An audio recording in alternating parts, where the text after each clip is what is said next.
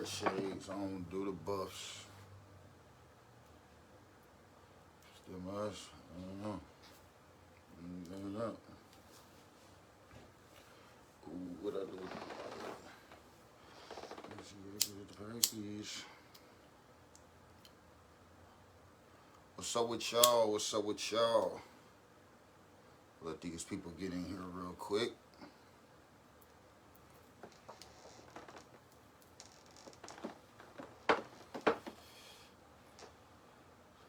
It's a whole new year. We about to turn this shit all the way up.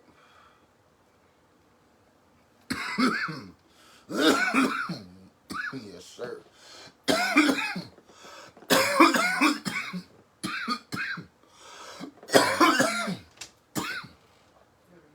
Yep.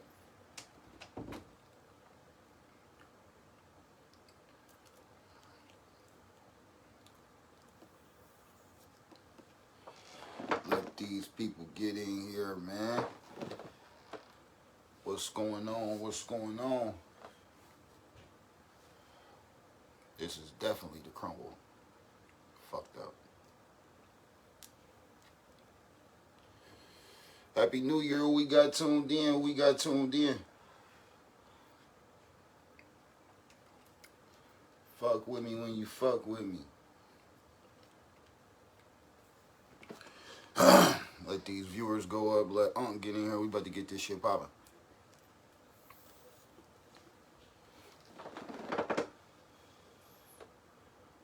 About to get this shit popping.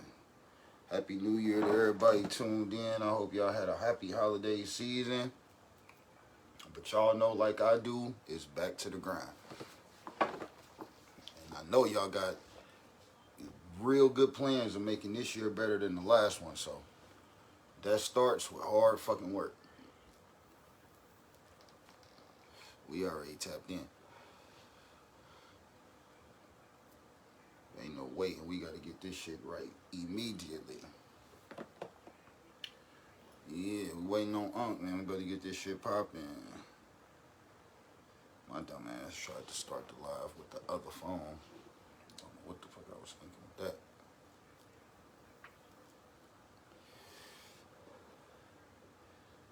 Cook, what's up, baby?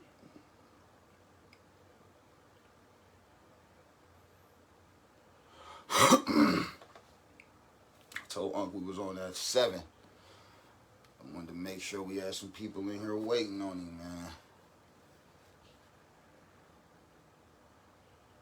What we doing? What's up with it? We got tuned in. Happy New Year to the new viewers. Happy New Year. Happy New Year. Hope y'all had a happy holiday and all that good shit. We right back to the grind. Like this shit ain't never fucking stopped.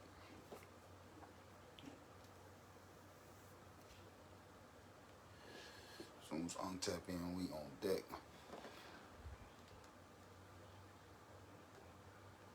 Where you at, Unc?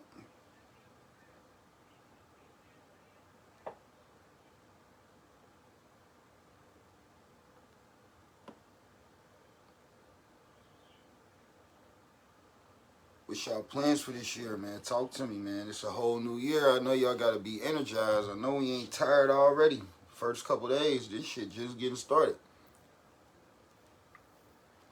Say what's up, big homie. Trying to get Unc in here, man.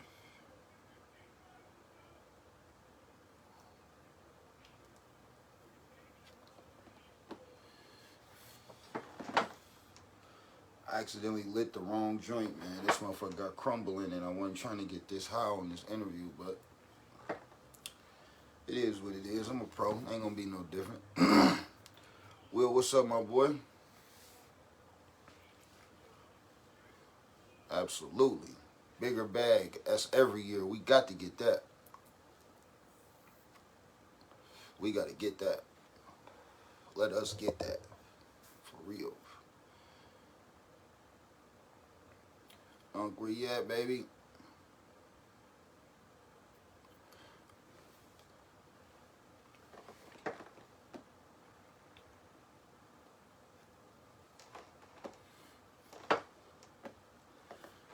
We gotta get this shit right, y'all.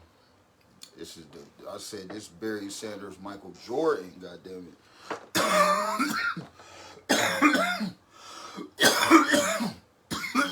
20 and 23. Something great. Gotta shake out this motherfucker. For real.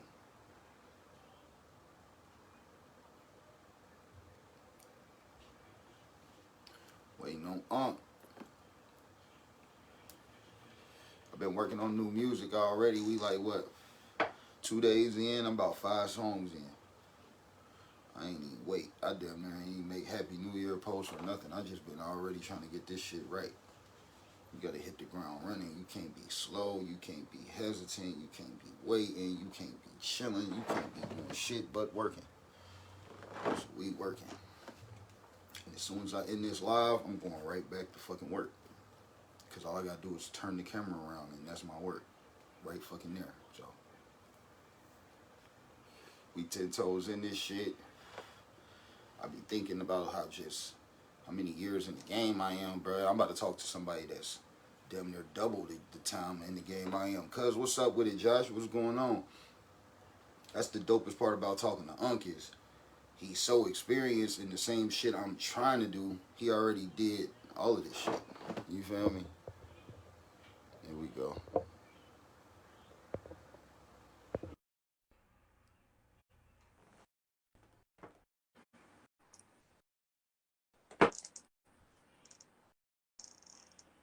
Come on in, come on in, come on in. Unc, what's up, baby? What's the word, man? Hey, What's the word? first thing I seen was that vision board. I like that. Well, you know, we got to stay on it at all times, man. You got to not only speak it into existence, you got to put it into existence, you know. Some actions, For sure. you know. So check, man. We got a legend, not even a local legend. We got a legend just on the independent underground game of any kind of business, period, man. If you ever seen a 90s rapper in any kind of urban attire, it probably was Unc. Pimp C, Scarface, Too Short. Man, I done seen so many motherfuckers with that shit on just humbly, not even because it's through you promoting it or nothing, just watching videos and looking at magazines and album covers and inserts. And my dad even wore that shit all the time. You feel me? We got That's owner of listen, University Clothing on the motherfucking Outspoken podcast, man. What's going on, huh?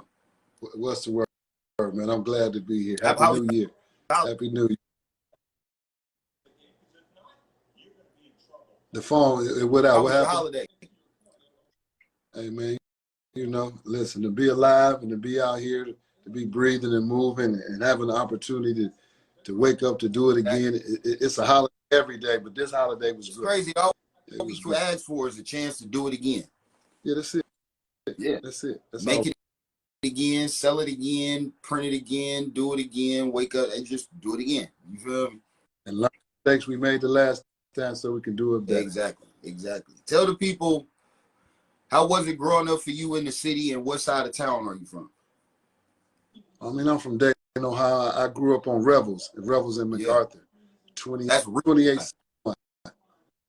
Revels in MacArthur. I'm a Huffy's, Walkerman, West Dayton, Hillside, IGA, Mallory Park, Hey, Hilltop.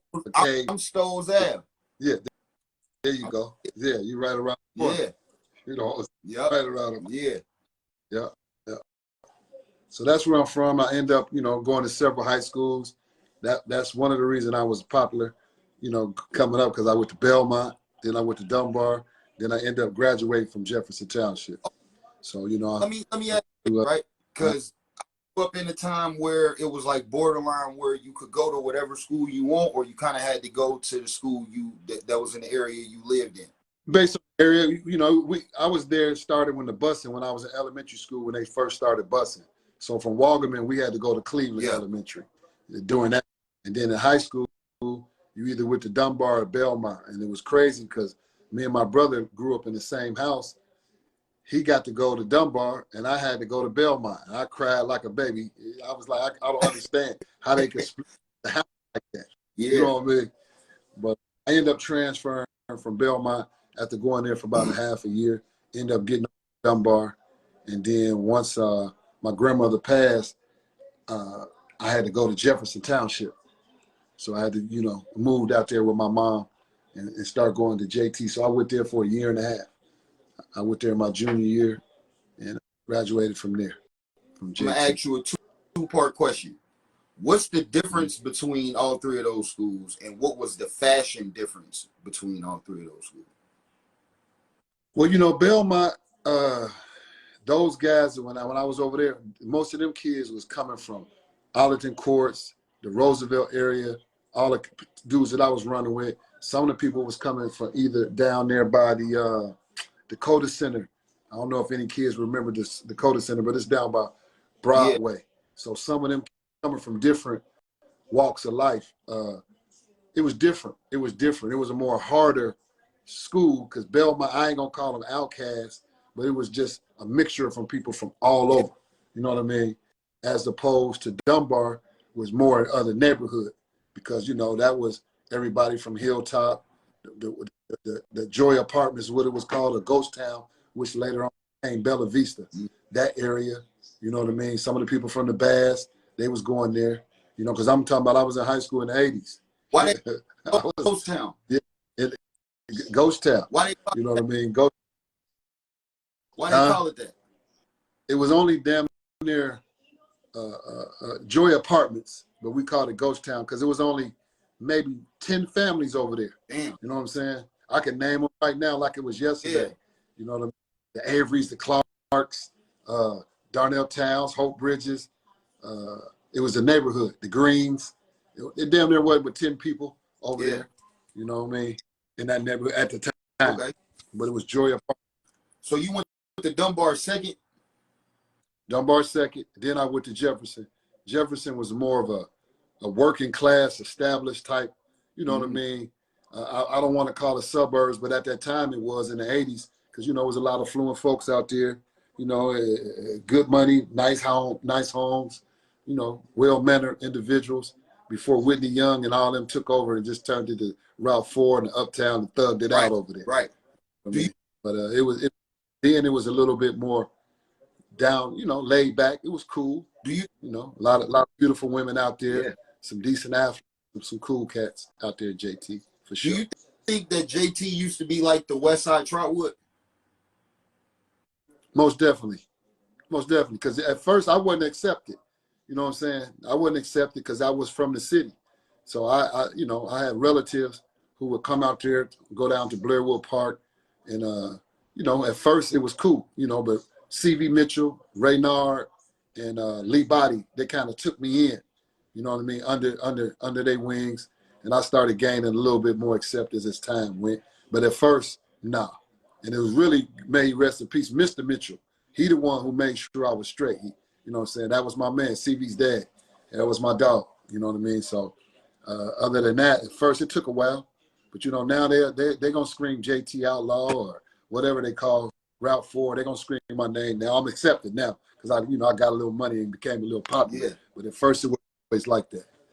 I grew up with Lil Lee and Zay. Yes, my nephews. I introduced their dad to their mom. Damn, that's crazy. Yeah, real talk. Yep, Miss Karen. Okay, so you graduated from Jefferson.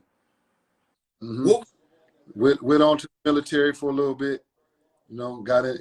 Left the military, went to college, went to Ohio University, and that's how I really come into this whole clothing game. My dad, told me quit begging for money.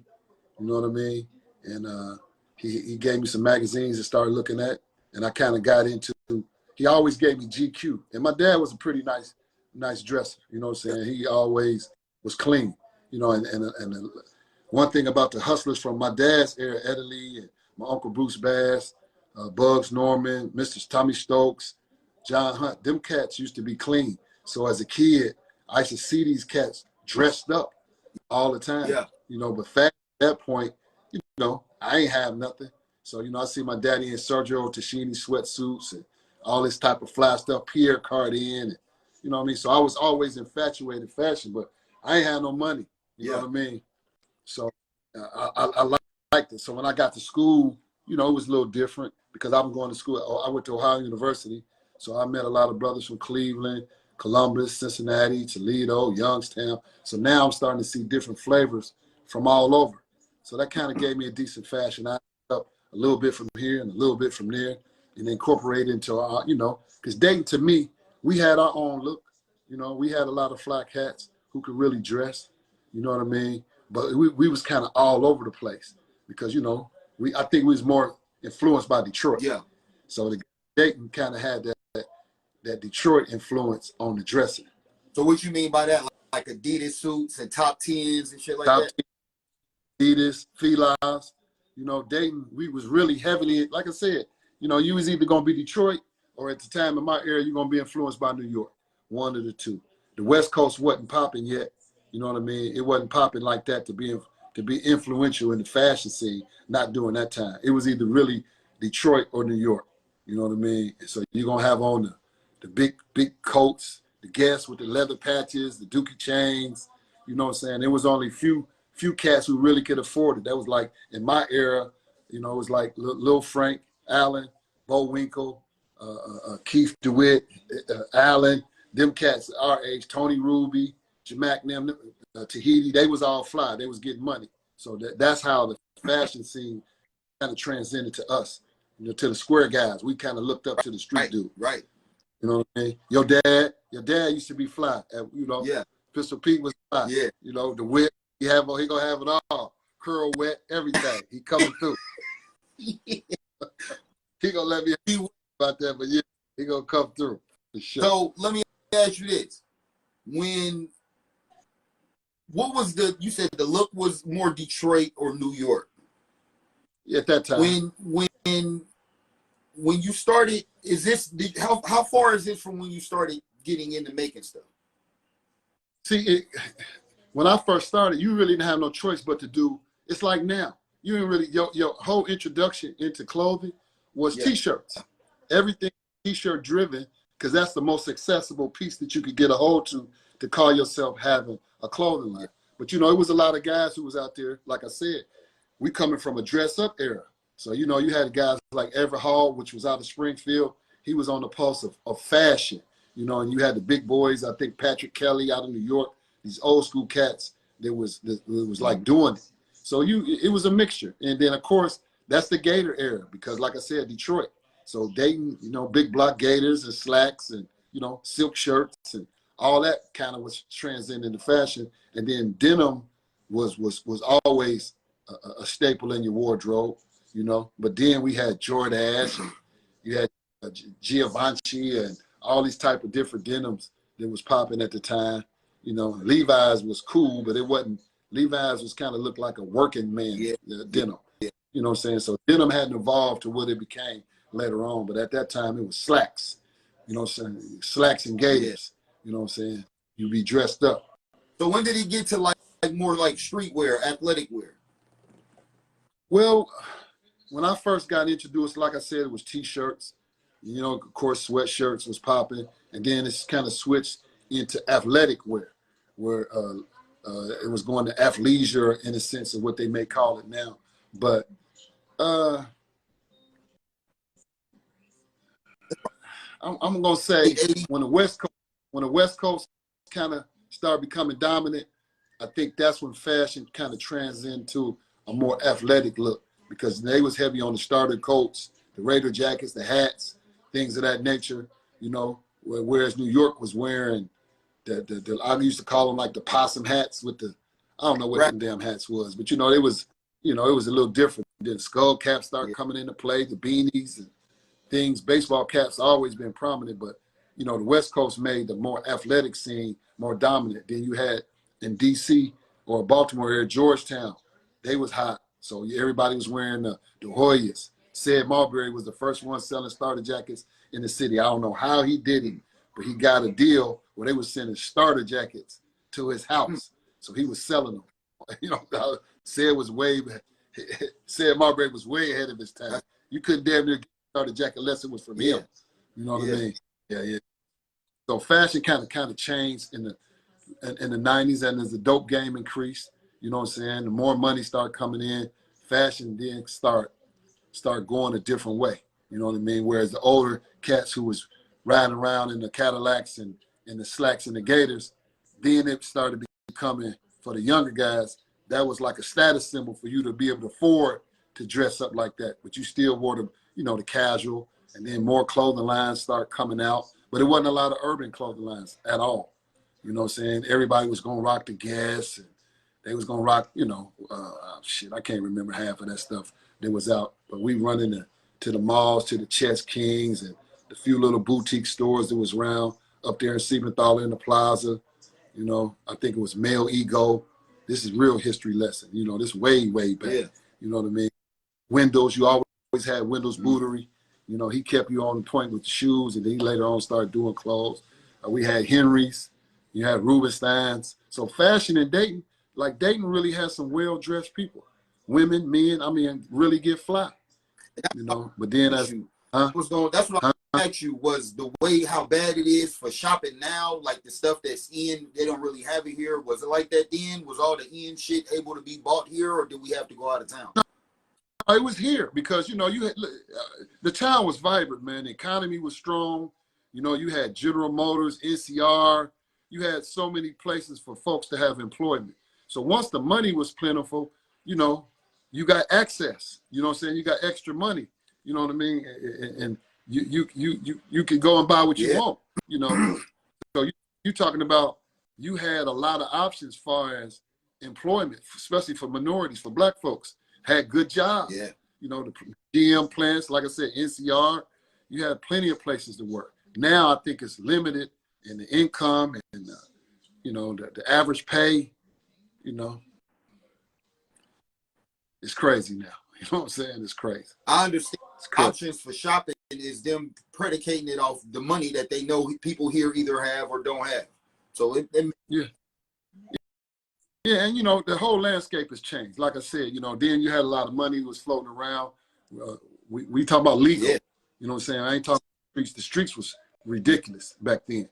So when you start talking about working folks on Fridays, I mean, man, listen, the shopping, you go downtown, you had Reichs and you had Elder Beermans, you had Donnefelds, you had, it was more vibrant because the economy was stronger to support people patronizing those businesses. So now you look at it, it's kind of crazy because we don't control none of the fashion outlets. You know what I'm saying? Even though we didn't back then, it was a different vibe. You know what I mean? Like we had layaways, so these people had built relationships. Like, you know, you could go put some stuff on layaway and get it out. Now that's a joke.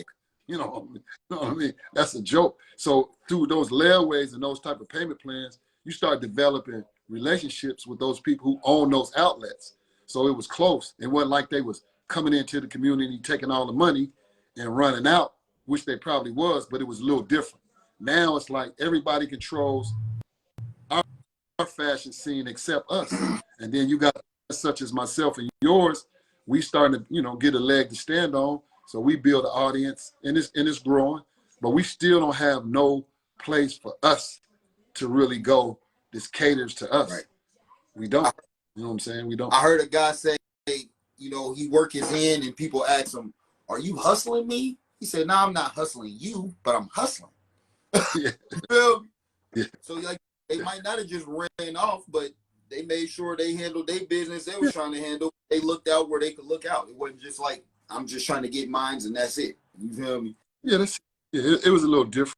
You know, now it's kind of, it ain't no empathy in the game no more. You know what I mean? Like people don't care. You know, we live in a narcissistic society where everybody's for self. And when you start talking about fashion, how the fashion, it's a sense of individuality. Now, everybody wants to be different. And it's hard to be different when you're influenced by a particular person, right, or a particular style or music or a city or whoever. Yeah. So everybody, as much as they scream individuality, folks ain't, you know. Now, there's some rare individuals out there that are, you know, true indeed. You know what I mean? That's just like you got some folks who gonna only rock OutSpokin. You got some folks who only gonna rock Players USA State. Right. And it ain't no knock. But you and I, we communicate with one another. It's what's the word I'm looking for? We unify. You dig what I'm saying? Right. I send somebody to get something from you. You would send somebody to get something, and it ain't no problem. Right. You know, that a lot of these young kids coming in the game, they think, but they got, man, I got to do that. I ain't fooling with him. Like, Playboy, if it weren't for me, nigga, they wouldn't even be buying you. You know what I'm saying? You know, I don't want to get that aggressive or be that arrogant, but that's the truth. Exactly. You know what I mean? Because when I first started, it was nobody out there. Cheryl's Creations. And then you had this dude by the name of Tally who used to sew leather on sweatshirts. That was it. So if I wanted to talk to somebody to get some advice on what to do this or what to do that, Cheryl did Greek apparel. You know, Cheryl's Creation, they was right there on Gettysburg.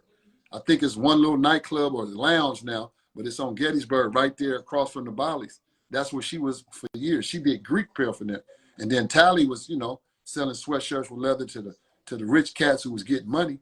But it wasn't nobody that you can go to. Now I can call you. I can call Joel. I can call Chris Mack. You know what I'm saying? I can call Coach K. Yeah.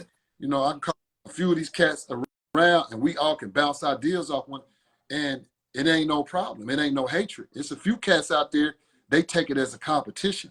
You know, and it really ain't no competition because we all got segmented markets. It's where who like their product, people like my product. Like I try to tell these young cats, listen, boy, they got White Castle, they got Burger King, they got McDonald's, you understand me? They got Wendy's.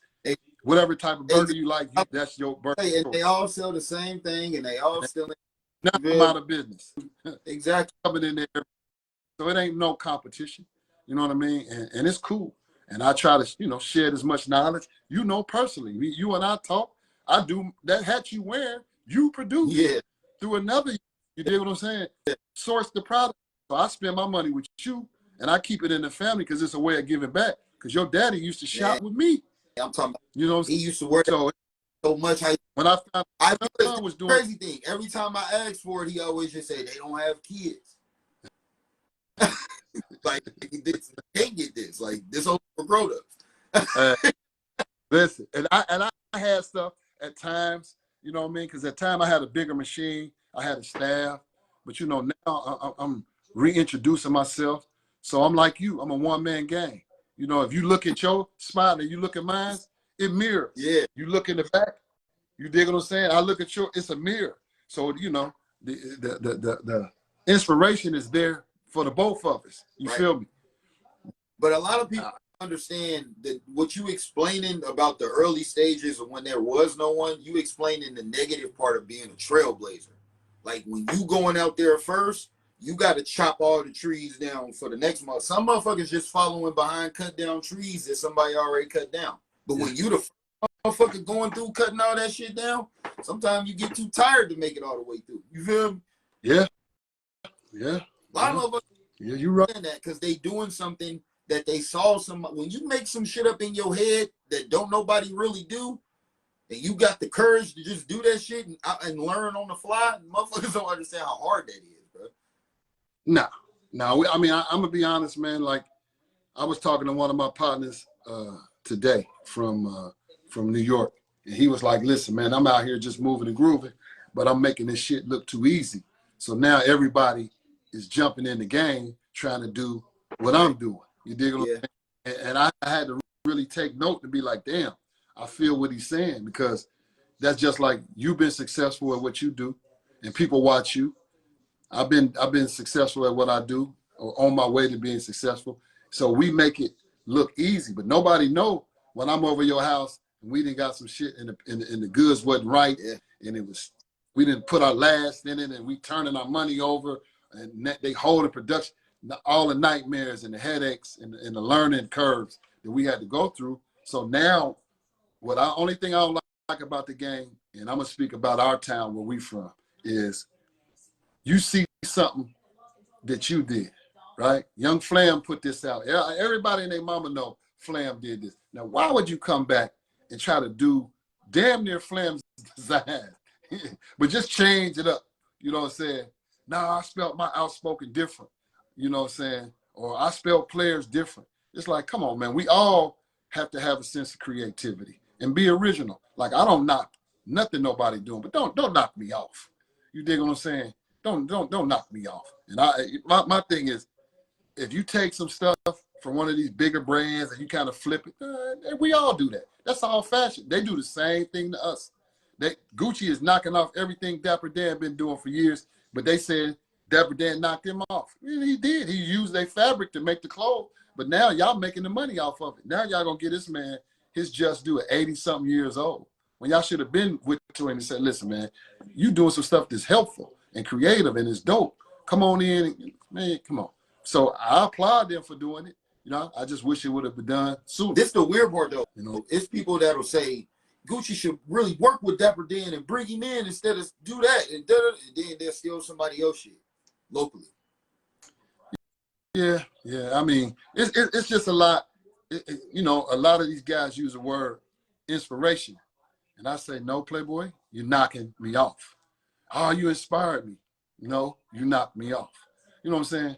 So I don't even get upset about it, but I just know I'm creative enough and I'm old enough and I've been around long enough that I got so many ideals that I can run the old ideals for the next 10 years. You know what I'm saying? Because everything goes back in full circle. So ain't nothing I'm doing. When you was a kid riding with your daddy and I pull up on him to drop him off some clothes, I'm bringing out the same thing right now. I ain't made nothing new. Maybe the player you love to hate might be the only thing that I create. The rest of this stuff, them Chanel patches that you see that nobody was doing until I started doing that Chanel, man, they sat in mama's garage for 25 years. I just brung them out. I sold the first one to Frank Allen, Fly. I met him downtown. I said, Fly, I'm about to try to bring this Chanel back. I got these patches. And, you know, Fly's a dude who always been able to dress. Fly been said clean. the patches was in the garage for 25 years. Patches. I moved all my stuff from Atlanta up here to start taking care of my mom. I had a box of them, boxes of them. I didn't carry them from my house in Atlanta, my storage. And then I said, man, I'm a sit here because when I was taking care of her, I ain't really have no income. So because I'm taking care of my mom 24 hours.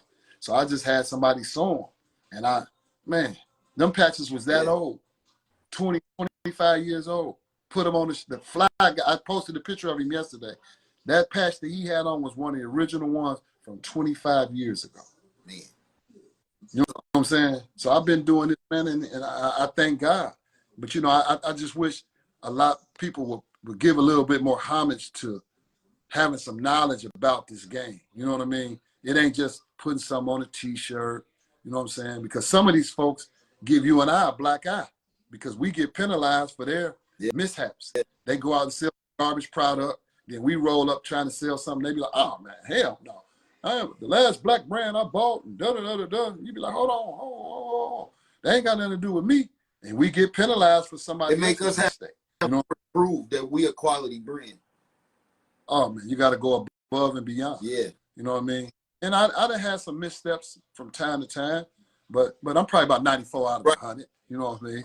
Right. Because the thing about people like us is we'll take the hit and not sell it before we let it get out there and it's not right. Yeah, or give it away. You know. And I try to work with the young. You know what I mean? You 30 years younger than me, and I still come kick it with you, work with you, and learn from you. You learn from me. We learn from each other. You know what I'm saying? It's beneficial to the both of us. And I just think if everybody would open up their mindset to realize, like, you know, it's some people jump in there that really need to get out. Playboy, you need to get out the way. You know what I'm saying? Like, player, come on, quit playing. And it's cool. But now we starting to get back. We getting back to the real now. You know, that money went out. So all the people who had that extra income was just thinking they're going to start a company and they're going to do that. And people who got this type of business, and because they popular, they feel, you know, it's a little different with these clothes.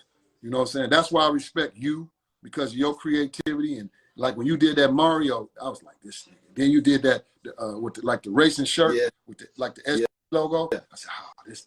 You know what I'm saying? So that kind of stuff drive me like, damn, that was raw. I like Playboy, you got one. Yeah. That, you know what I'm saying? So my whole thing is when I see that, I want people to be able to be on the platform that I once was on.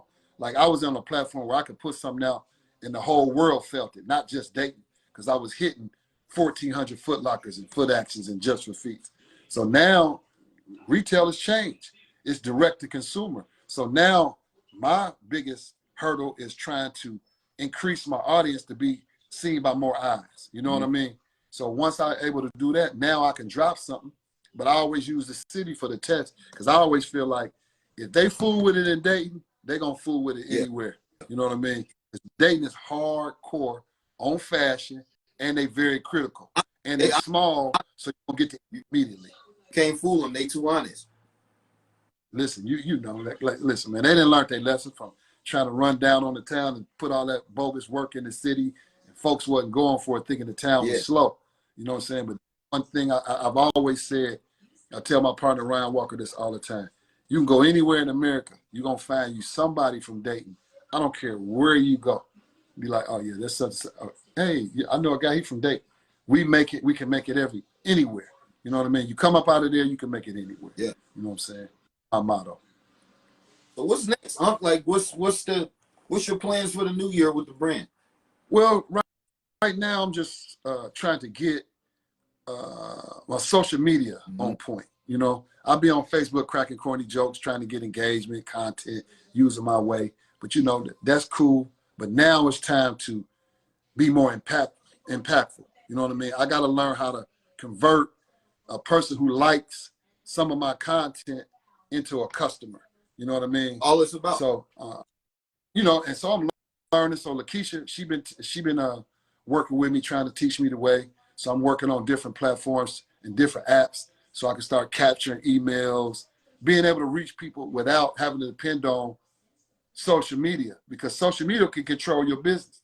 Like if you start popping and you're not running no ads, they're not going to let your stuff be seen. Why would they? Why would I let your stuff be seen when I got people paying me millions of dollars and you think you're going to keep sliding through here talking about this dress drop, buy this, new color, you know what I mean, without running no ads. And I get that. Right. You know what I'm saying? I get that. So I'm working on trying to visually be more impactful and make better, you know, better display of my goods. I got to change that. You know, I'll be doing the masterpiece shit. You know what I'm saying? I got to change. I got to change the pixel. Yeah. I got to change that. I mean, hey, we all do it, man. I mean, it come with when you know, we have ideas and we kind of be sold on them, and then we get all the way in on them, and then we be like, it's not that it's a bad idea, it's just it don't seem how we thought it would seem. You know what I mean? Right. Or critical. Right. You know what I'm saying? Just like I seen you look at some stuff, and I'm like, man, what's wrong with it? You're like, oh, okay, I ain't feeling it. And that's a great measuring tool. You know what I mean? Like my thing is, I'm really not gonna put out nothing that I wouldn't wear or pay for. You know what I'm saying? And sometimes I get in my own way because I price stuff too cheap, you know. But I feel like I'm doing it for my hometown when I'm doing my pop-up.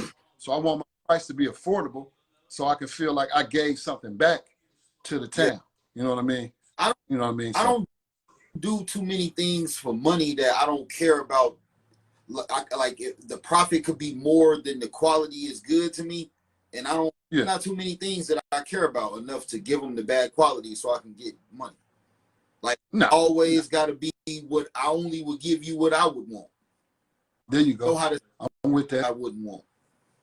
Yeah. And sometimes that fucks it up for us. The integrity kind of makes the money go away, but I mean, you just don't feel right putting it in your pocket like that. You feel? Nah. Because, you know, it's some things like, now I will say this. I've had some product where I have to give a disclaimer. Like, listen, it's a shade variation. This top don't match the bottom. You know what I mean? I have to let them know. You know, and sometimes at pop-ups, we be moving so fast, but I'm like, hey, hold on, make sure we let them know, because I want to be like, somebody call me, like, hey, dude, the stuff didn't match. You know, I laid it, you know, and I'd have had those some that take place. And I also put it on the website, which a lot of people don't read.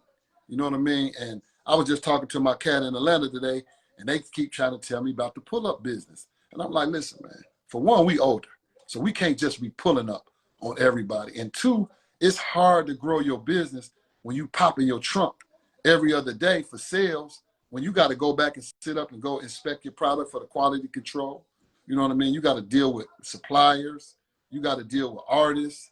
You got to deal with packaging, shipping. You can't just be pulling up all the time. And a lot of that is supposed to be different people with each thing you just said.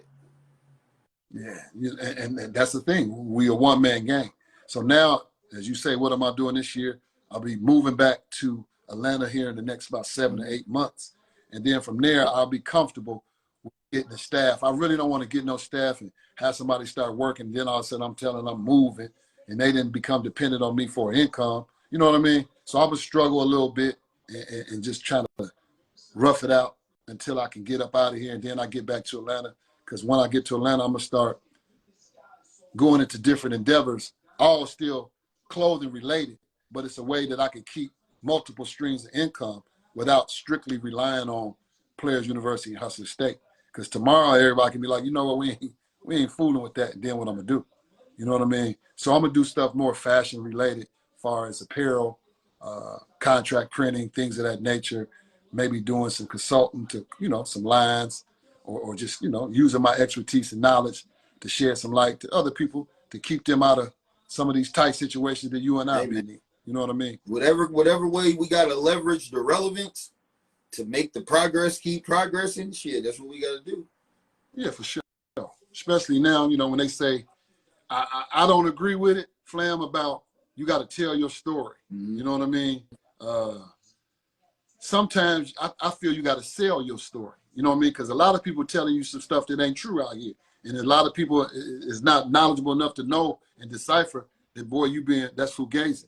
You dig what I'm saying? Like, come on, man. That's all cap. Yeah. So with me, I'm from the old school. I'm going to sell my story. You dig? Like, you see it in my actions. You're going to see it in my product. You know what I'm saying? The lifestyle, everything is going to be what I do. You know what I'm saying? That's how I'm speaking. As you would say, I'm going to be outspoken about how I really get out. And then I'm going to visually just try to tell the story. That's, sell the story. It's great. Do the product. A lot of the way I do my shit is like, a lot of people my age don't understand it, and it's because it's from y'all time. I'm like that. Yeah. You feel me? Like, that's not the young nigga way no more. Like, younger people don't think and move like that.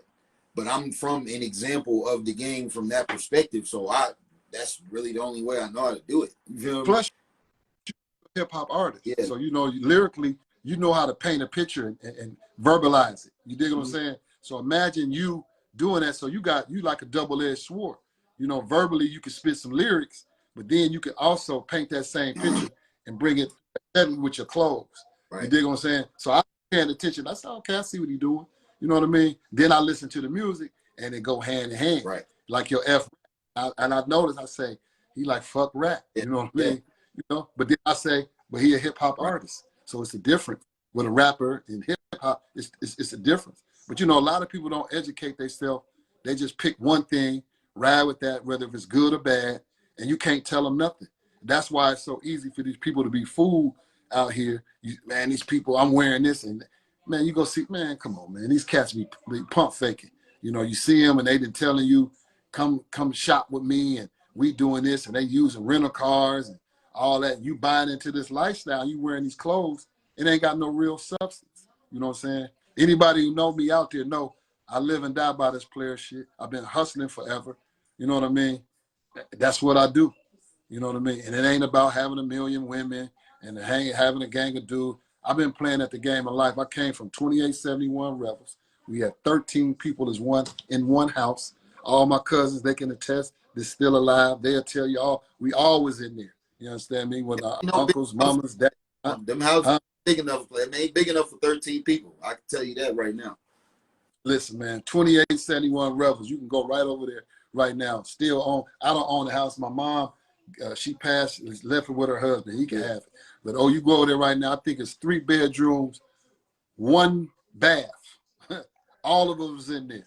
You know what I'm saying? My mama's brothers, all of us at one time, we was there. So, when you start talking about playing, you playing to win, you playing to succeed, you playing to have something. You know what I'm saying? Whether it's playing in fatherhood, motherhood, life, work, church, you know what I'm saying? Right. Whatever. You know what I'm saying? So that's what being a player. So all that, they tell you need to grow up. You need to grow up. You too old to be talking all that play. What else I'm going to talk? I've been playing all my life. You know what I mean? I've been playing. You know what I'm saying? And now it's time for me to start winning.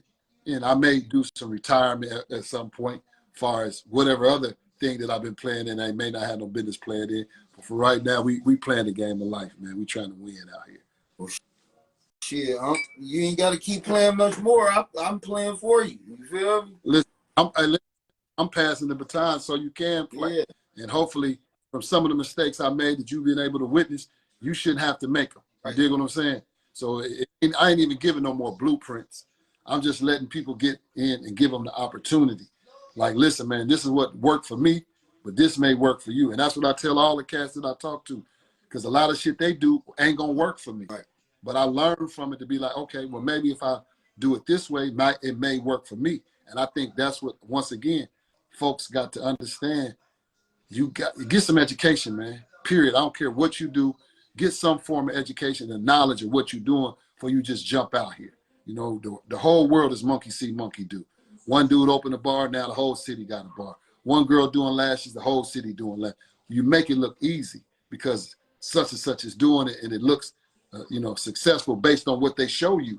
You dig what I'm saying? Me and you ain't gonna show nobody when we crying about that $10,000 we lost in the shipment in Pakistan, and the ship come back with one arm is longer than the other. We ain't gonna show that. You don't show the losses, you show the wins. Be more vocal about times like that? Huh? You think we should be more vocal about times like that? If somebody really want to learn what's going on, you can't always show me, like all the stuff that I see online is for sale. They selling the win. Everything is a win that they selling. Show you how I made $4 million and show you how I made that. And you sign up, you pay. Huh? They never sell the loss. Come on, man. You got to tell it all too, because you see a fictional program that worked because you became successful, but you're not telling me, okay, so what? You might go get this whole email list and nobody respond. You know what I'm saying? But you selling me the dream that I'm gonna sign up for your class and I'm gonna do this. Man, listen here, no. Only thing I'm signing up for maybe some credit repair from time to time. The rest of that shit, and I just think it's unfair, especially when you be speaking to these kids who really believe and hang on to what these celebrities and these people say, these influencers say. And it's guys like me and you who out here in the trenches in the mud who doing it for real, getting on the job training, they don't want to listen to. You know what I'm saying? That's why I be telling the people who support me, like when I say that I love them, I mean it from the bottom of my heart, because I know where I was. 5 years ago, I was selling purses on Gettysburg. You dig what I'm saying? I was selling purses on Gettysburg, trying to make it. And niggas was riding by laughing. You know what I mean? And them same cats that was riding by laughing, I'm not even mad at them. You know what I'm saying? I'm fueled by it, because I'm going to ride by them at one point in this game. I'm going to ride by them, But it is what it is, man. And I just think we as a community, we just got to tighten up. And these smaller brands that's around, it means something, because you go to other cities, man, and you see these cats and they, I want it to be like this. You hop off a plane, you go somewhere and they see you in the hat. Oh, damn, that's OutSpokin. Oh, that's Mac brand. Oh, that's Legendary Ad. Oh, that's Kenlo. You know what I'm saying? Because right now you can go anywhere. You got on some Players University, they're going to ask you. You must be from Dayton. You know Kenlo. Right. And that's what I want to keep going. You know what I mean? Keep going. And then from there, it grows on to, it's just Kenlo. You know what I mean? It ain't got to be Kenlo. Exactly what the wheel hat make people say. Yeah. You must be Dayton and you must know Flam. There you go. That's it. Crazy. Yeah. Motherfuckers that said they done been in the airport, and they said when they see each other, it's always like a club. Like they just nod. Like, you know. I like that. I like that. Shouts out to all the brands in the city, man. Shouts out to Mac brand. Shouts out to Legendary Ave. Shouts out to Crystal Original. Shouts out to Just B. Shouts out to fucking Dave. Youngin, Brandon, he coming up, Illogical. Yeah. My man Julian, Loner brand, he hot. He on fire right now. Little Youngin, you know what I'm saying? My nephew, he got something. Little Dion. My niece got, you know what I'm saying? I influenced them. They all been doing fashion. My little nephew Dion Oliver, he raw. He raw. I ain't gonna lie. So before I got into it, I had to learn through just watching. And I'm to know that you can't really just ask somebody how to not need them. You feel me? Motherfucker ain't gonna just give you the game like that. So listen, we should. My thing is this: even if you don't want to give somebody the game, I'm gonna point you to where the water is. If you're thirsty, go over there and get you something to drink. You dig what I'm saying? I might not walk and hold your hand and take you over there, but I'm gonna point you in the right direction where the water is at. You know what I'm saying? You go on your journey on your own. And I don't really conceal a lot of information. You know what I mean? Like, it ain't, come on, man, you're gonna find it out. information is out here accessible to any of us. You know what I mean? By the push of a button, phone, laptop, desktop, whatever you want to use, it's there. So if you dig hard enough, you're going to find it. Now, if you call me and I got some shortcuts, I'm going to give it to you. But I expect the same. You know, like me and Joe talk on the regular, me and Mac talk on the regular, and me and Joe done helped me find manufacturers night and day. Like he hit here, woo, woo, woo. And I do the same thing for him. But the thing, like with me and Joe, his price points is higher than mine. So he can turn me onto a spot and it don't affect him. Right. But people don't understand how to decipher from that. That's just like you turn me on to the hat. You turn me on to the hats and you do hats. But I ain't did a hat to stop you from selling your hat. You know what I'm saying? And I come out and stick my chest out and say, listen, Flam produce my hats. You know what I'm saying? Young Epic, we gotta shout out Young Epic. Chalance, man, that's my guy. For sure, gotta shout Young Player out. I like his style, I like his movement. You know what I mean? So, listen, man, it ain't no thing. Cause like I tell everybody, if I get on, I'm gonna bring y'all with me. Cause it's a lot of stuff that's going on right now. Don't fit Players of Hustle State. So it might be an outspoken for things that get beneficial for you. Things kind of got to get industrial for everybody. You feel me? And that ain't. I mean, without competition, there's no industrial. No. So you know, competition, man. Like it just ain't no. I don't want to be involved in no cutthroat competition. Yeah. You know what I'm saying? I'm arrogant to feel like, you know, that I'm gonna keep doing this. You know what I mean? Right. That's just my confidence. My confidence more so than my arrogance. You know what I mean? But sometimes I might have to flex on the young when he pulling up on me talking about Duck, man. Listen, boy, listen. I'm still getting money. You understand? Still. You know what I mean? So you know, but it ain't about the money, man. It's about the longevity, the creativity, and the sustainability of some dope product. Because if your shit is whack, it's not gonna last, man. That trend, I done had some people come with some trends, be dope, and where they at now? You know what I'm saying? You get washed away by the similar shit. Yeah. The only thing that lasts is the individual pillars of the game. You feel me? So you got, but that's the hard part. Motherfuckers don't got the thick enough skin to take the crazy. You gotta swallow your ego. Yeah. You know what I'm saying? Even, like, I don't think I'm the hottest brand in the city. You dig what I'm saying? I feel them young. I feel all of y'all is just as hot as me. What I do realize, I've been here 30 years. You dig what I'm saying? So you got to think I'm playing with the game different. It's an honor to just be one of the hottest after all this time. Listen, man, at my age, your daddy will tell you and his friends, we doing different things. And it ain't riding around doing pop-ups. You dig what I'm saying? For me to be able to get on a platform with a young man such as yourself and to be relevant for somebody even to come listen to it, that's a blessing. You dig what I'm saying? I got partners that ain't even here, whether they're in the penitentiary or they're in the grave or they not even healthy enough to sit up long enough to have a conversation. You see what I'm saying? Mm-hmm. So I'll keep going for them. You know what I mean? But yeah, I'm thankful, man. I thank God every day. You know what I mean? Like, you know, I'm gonna keep dyeing my beard. I'm gonna keep moving. I'm not gonna be out here looking like Morgan Freeman. I didn't even know you was dying it, huh? You fucked up. Listen, gotta dye it. You know, especially now in the dating culture, nephew. Yeah. The chicks want to FaceTime me. I can't let them catch me looking like grandpa. Yeah. I gotta be exactly. I feel you on that. Yeah, man. This been one of my best episodes so far, man. The people got a lot of game. I see constant. They telling you need to do a show. You need to sell a class. You need to do a master audio book. You need to do a lot. Hey, listen, nephew, they can come to a pop-up February the 4th. I'm gonna do another pop-up at Arena. That's gonna be my first one of 2023. And you know, let's just come kick it. It's gonna be on a Saturday. And we're gonna have a little day party, drink, buy some clothes, and come on out. That's what we doing. Slide down. We got to get that collab out, huh? We've been. Listen, that's another thing. So it's got to be this spring. Yeah. You know, you included in some of my thoughts that I want to do. I spoke to Joe. I spoke to Chris, and I want us to start. It's kind of like not to tell too much of it, but we want to do an all Ohio tour. Okay. We can start tapping some other areas with some of the local brands and do it like a concert. Yeah.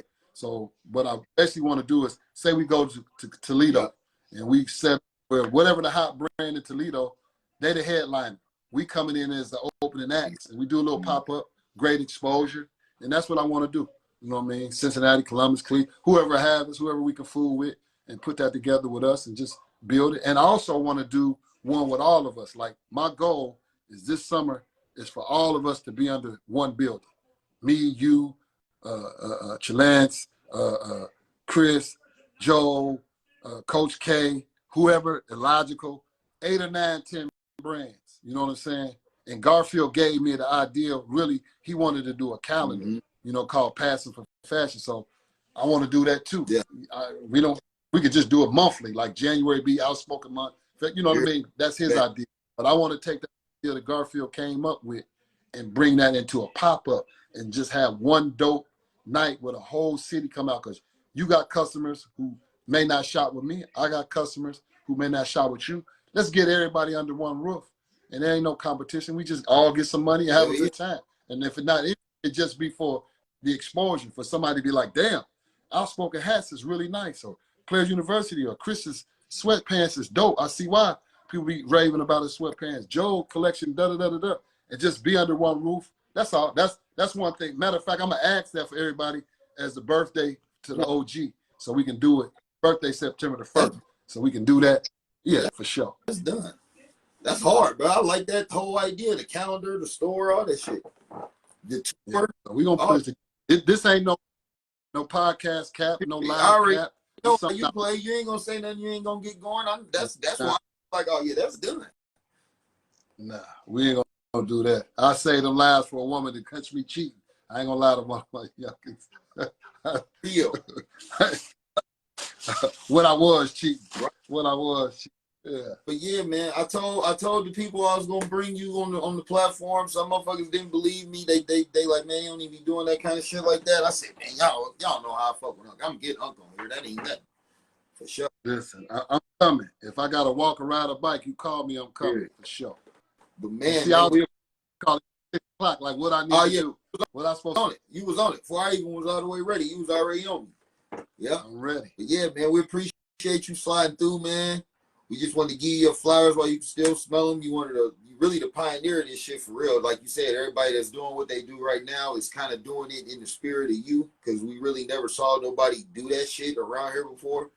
So we just want to let you know, bro, like you really that dude, man. Like we really trying to be like you. You feel me?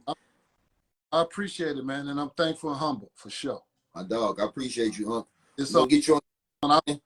Pretty soon I'll get you back on. Like I said, this is episode 6 of the Outspoken Livecast.